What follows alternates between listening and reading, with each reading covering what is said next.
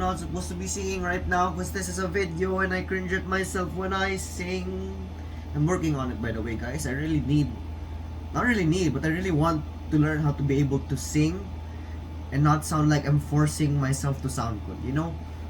So, I think I actually have a good description for this channel now. You know those documentaries? Not really documentary, but those shows where they send people out to the wilderness or to some remote island, and those participants per se, they're given a camera and they're supposed to take like vlogs, not really vlogs but like update videos na okay, it's like day whatever, it's like day 60, day 100, and to some extent I have no idea if I mentioned this in my very first video, but aside from being a vlogging channel, somehow it's, yeah, this channel is more of like that hey, it's a way for me to tell the world somehow, in some way, that hey, I'm going through this thing called college, this thing called whatever that I may be going through right now. And Homer, if you're watching this from the future, you know what I'm going through right now, and I'm saying that hey, this is an update, this is how I'm doing, this is how I've been dealing with things, and how have I been doing. Like I said, which I'm not sure if I really did, so for good measure I would say it again. I am trying to fix my inner child, like parent my inner child and be the adult that I needed back then. I know it's another one of those insecurities, vulnerabilities thing, but that is this channel. I'm not afraid of showing that I am kind of frail relatively, and I am working on that because I need to grow up. But that doesn't really mean that I would suppress or set aside the problems, especially the inner ones that involves the mind and the emotional related concerns. And if there's one major discovery that I have confirmed, and it's kind of annoying now that I've actually realized and acknowledged it, is because I get anxiety trembles. I'm not sure, I should have searched that up before recording this video. I think I have a vague idea of what it is. It's basically my body reacts to a danger that isn't really present. Like, it's setting off an alarm throughout my entire body, like heavy breathing, my hands are shaking, my eyes are tweaking. Well, not really. They probably do, but I just don't realize. Even though there's no reason to do so. Okay, perhaps you can say that, for example, a while ago I had a presentation, which I did a pretty good job in, by the way, I think, hopefully.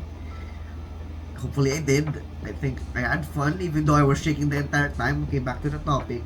I was shaking because there was a reason to shake.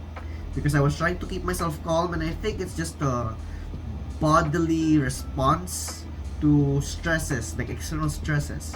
But let's say I'm answering an exam, or perhaps just listening to a discussion, and I'm trying my best to focus, and I'm actually sucking at that now recently. And let's say something very unpleasant from the past, a thought, a memory, zaps into my mind out of nowhere. And look, it's kind of happening right now. Yeah, you can see it in my mouth. Like it's like I took a shower and then I was taken outside and there's a cool breeze that passed by, and then it's like chills down my spine, and I can say that my, what's the like I don't know what's the, like the shivers, no, not the shivers, that thing when you're cold and your hair pores or something, like pores in your body, just, yeah, whatever, I don't know the word, I'm sorry, I didn't do my research. Something along the lines of that. So that is a major problem that I think I should definitely get checked because of my anxiety. And I'm not saying this to gain pity or gain pity, and not really, I wouldn't really say gain pity, or like basically outright say that hey, I'm an anxious person, because I am, but I'm not really proud of that, because I thought that I was actually relatively stable and secure, even in outside the context of attachment styles and all those bullcrap. General in life, especially which I tackled in my last video, which is still uploading as we speak because I forgot to upload it last night. I tend to really dwell on the past a lot, and the past, or at least our memories of the past, they tend to be very inconsistent, sometimes exaggerated, sometimes off by a few details. And for example, I'm digging up a certain memory and it causes a domino effect which leads to this memory, and that memory happens to consist of an unpleasant emotion, an unpleasant feeling, an unpleasant experience, and it just triggers my entire bodily system, and it goes, hey, dude, something is wrong. Even though I clearly know, consciously, that there is nothing going on. It's literally you, a ballpen, a notebook, and a teacher or a professor discussing in front. There's literally nothing to be panicking about. And yet,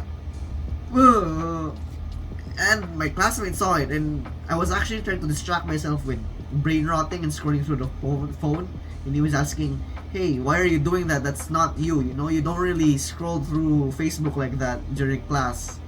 And I said to myself, oh, it's because I'm perhaps unconsciously trying to get these tremors to stop, and they do calm down, and look, it's still going. Yeah, it's still going. It's kind of weird. I don't know if this is a mental thing or something physiological or related to the brain, like neuroscience stuff. I believe it's a mix of both, but I'm no expert. I'm no doctor. I'm pretty sure this is pretty normal nowadays, unfortunately. You know, we go through a lot of things. We go through traumas, and I thought that all those very sad and terrible things that have happened to me during my junior high school years have allowed me to really enhance and make up that wall of fortitude around my heart and mind, that I was definitely convinced that in terms of resilience and determination, for a lack of a better word, that I am quite ahead of people. But I think I've been proven wrong, especially with everything that has happened. I am far more human and far more, what's the word, immature, for a lack of a better word. Okay, let's just say immature, I have to admit it, than I initially thought I was. I thought the battles that these the battle hardened self and the scars I was able to get out of those, the way I put it, the war zones that I've been through, the very unpleasant nights of metaphorical gunfire and screaming day in and day out, and not knowing if the next day would be the same as yesterday. There was this constant worry. I've grown used to the feeling of uncertainty and anxiety. It has been practically hardwired in my everyday life, and it's definitely affecting the way I do things, because I'd like to do this. I get triggered. Yes, I'm using the word triggered. And I don't know, I never really expected for me to be able to apply that word to myself, but apparently I do have triggers. And naturally, I think everyone does. I think it's just a human nature type of thing. And I am trying my best. Okay, this is like, how long have I been here? It's almost past a month. It's actually a month and a week. I've found myself in this place. And I am trying my best. And in the context of that, which I cannot speak, or else I might get very strong tremors again. I'm getting there. I thought that the dwelling in the past thing, combined with anxiety, combined with my extreme sense of attachment to literally anything, especially experiences, it's practically a recipe for disaster, and it really hinders my progress. you could more or less say that when it comes to relapsing, I'm an expert. Like chronically. I don't know if I was born this way or one day I just realized that okay, I probably spend 70% of my day just thinking about what used to be or what could have been. And I didn't really put much attention to it. It was more on a more general coverage. It's related to my delusions thing. I really feed off of a lot of my delusions, perhaps even live off of it sometimes. But as I've said in that delusions video, I know it's a very unstable source of motivation to get up in the morning and do what I need to do, for myself and for the people who are counting on me, and more importantly, the people who doubted me. And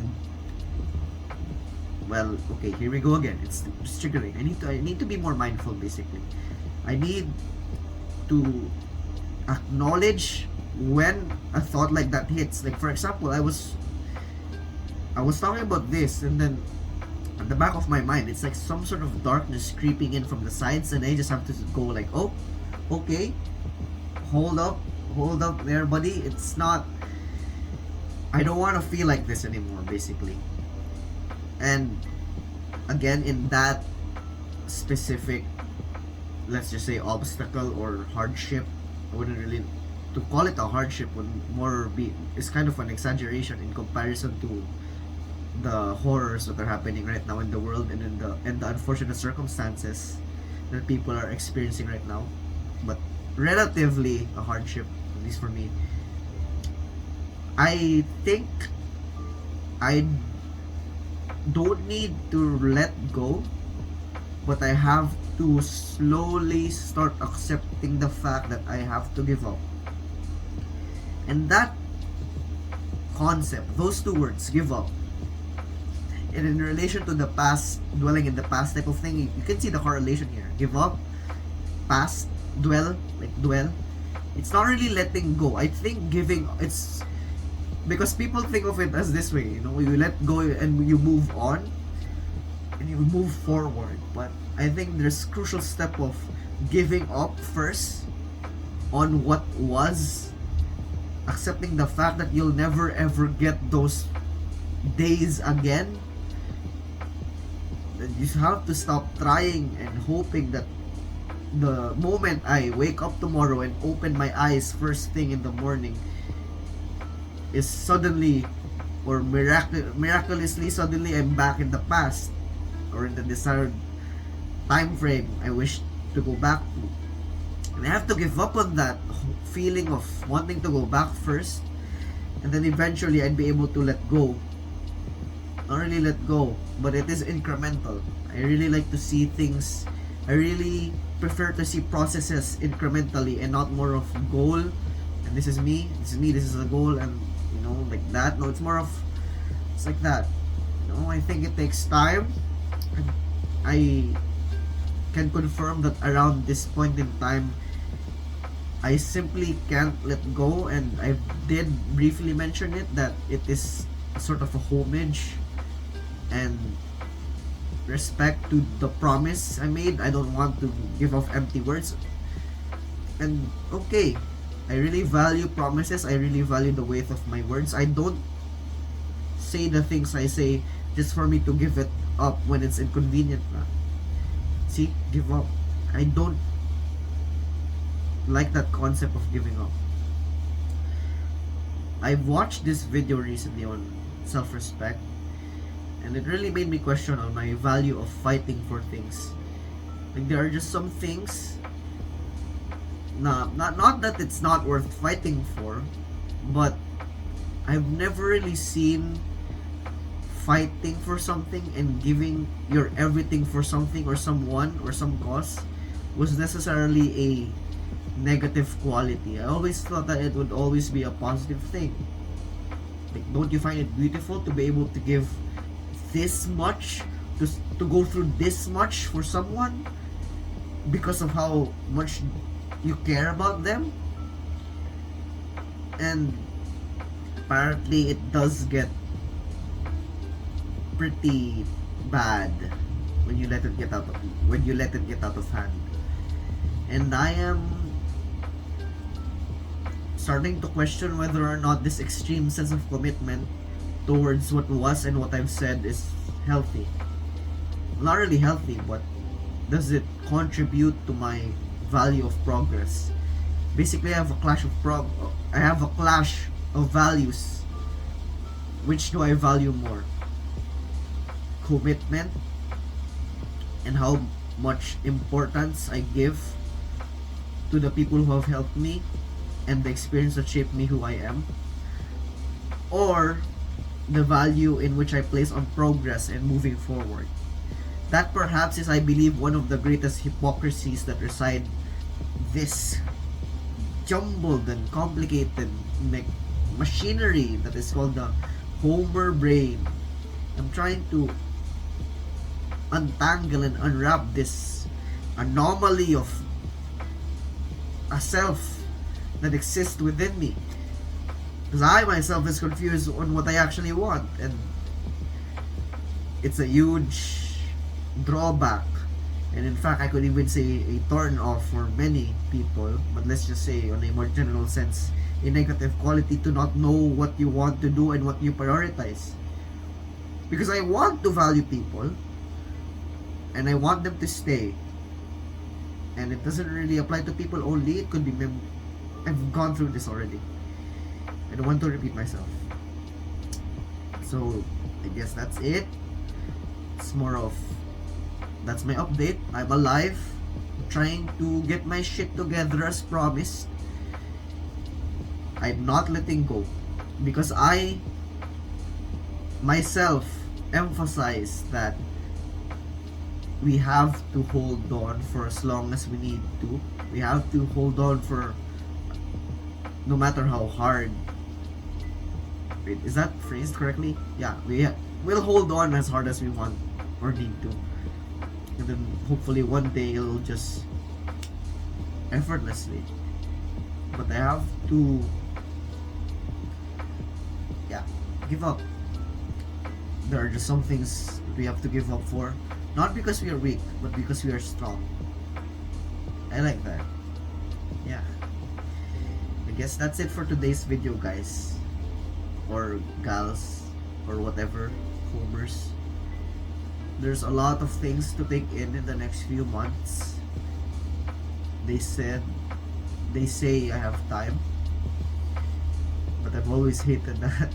I hated time because it's what's been taking everything away from me this entire journey. But then again, it's also the same thing that's been giving me everything. So who am I to complain? It's a paradox. So I guess that's it. Thank you for watching, and I'll see you all in the next one, and hopefully it's a better video. I might record somewhere else.